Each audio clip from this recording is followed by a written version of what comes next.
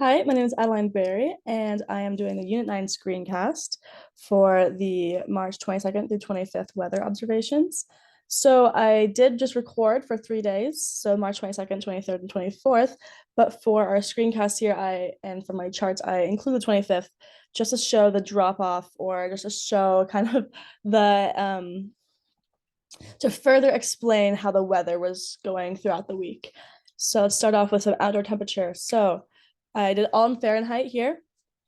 We started off the week. So the week kind of starts there with the nighttime or morning time. So that peak really right here is midday. So it reached a pretty high temperature, and our peak of the entire 4 days that we monitored with a 41.7 degrees Fahrenheit. And then we slowly start dropping off, going towards closer to the week. We have those little night dips right here, and then we see some pretty drastic drops right here on the 24th, and then on the 25th we see quite a big low during the night there, going closer to zero. And then if we compare that to the humidity, we see a quite exact, actually drastic contrast of starting off. We had a pretty like middle ground or pretty like 50% humidity on that nighttime, but then going into that daytime, we see the low drop there. So when it was hot out and it was 41.7, it actually was quite almost like 20% humidity. It was very low. And then, we see gradually more throughout the week, we see some stark increases. So on the 23rd here, we see this increase, we going up to 60% almost, or 70. And then going all the way up on the 23rd or 24th, we see that peak of 80% humidity. That nighttime decrease seems like right there, and then back on up to a pretty high, like 70% we had coasting, and then dropping down. So it's really interesting to see the stark difference between the outdoor temperature and the humidity percentage, just because they kind of correlate with each other, and they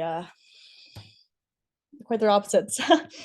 And then so going over to wind speed and wind gusts. So we see in the blue here is the wind speed throughout the week, and then the wind gust is the red.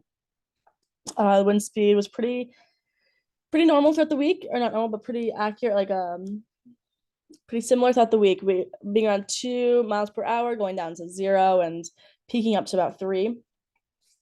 And so it's wind gusts that we see are actually the kind of the kicker of the week. So we have that peak wind gusts around 10.5 miles per hour on the 23rd there. And correlating that with the temperature, it really wasn't that big of a difference, or like that much of a comparison, but interesting to see that like that true peak at 10.3, I want to say, miles per hour, and then a pretty average around 4 miles per hour with the gusts, with an average around 2 miles per hour with the wind speed throughout the week, or throughout the 4 days of observations. And then we went into the relative pressure. This is an INHG. So we started off a bit lower with about 29.76, and we gradually increased throughout the week up to 25th. We reached about 31.2, I want to say. So it's a gradual increase throughout the week. We see that with the humidity also increased. So I want to say that little correlation there. And then I also added in some solar radiation for the week. We see that the zero parts right here are the nighttime, because there's no sun in the night. But there's no solar radiation at the nighttime. But we see the peak on the first 2 days where it was hotter out, and we had there was less cloud coverage.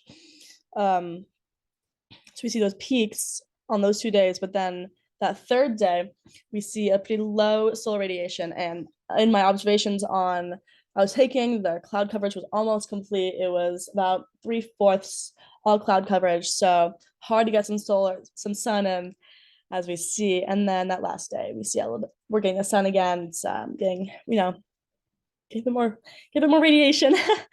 And for kind of wrapping things up for next week's screencast, I wanted to show like that comparison with the humidity and the temperature. And it was interesting to see how the week started off pretty warm, but dropped off significantly, ending off with a lot more precipitation.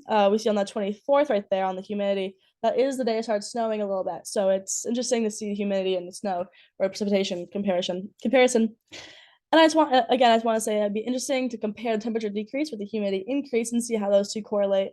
Since it's springtime in Fairbanks, Alaska, it's going to be different every day, and it's interesting to see the comparison, how it's all working. So thank you.